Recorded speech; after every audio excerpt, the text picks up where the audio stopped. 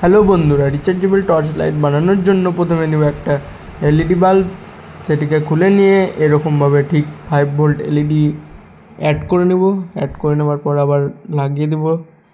পর নেব 3.7 ভোল্ট একটা ব্যাটারি, লিথিয়াম আয়ন ব্যাটারি এবং একটা পুশ বাটন সুইচ। তারপর ঠিক লাইটটিকে এইভাবে লাগিয়ে নেব। লাগিয়ে নেবার পর আমরা এটিকে টেস্টিং করব। তো চলো বন্ধুরা, লাগিয়ে নিয়েছি।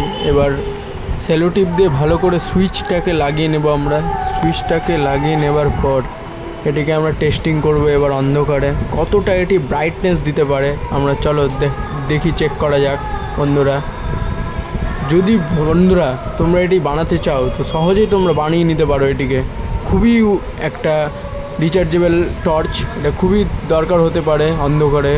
তো বন্ধুরা, ভিডিওটি ভালো লাগে থাকলে একটা লাইক, কমেন্ট, শেয়ার অ্যান্ড চ্যানেলটিকে সাবস্ক্রাইব করতে ভুলো না কিন্তু। জয় হিন্দ।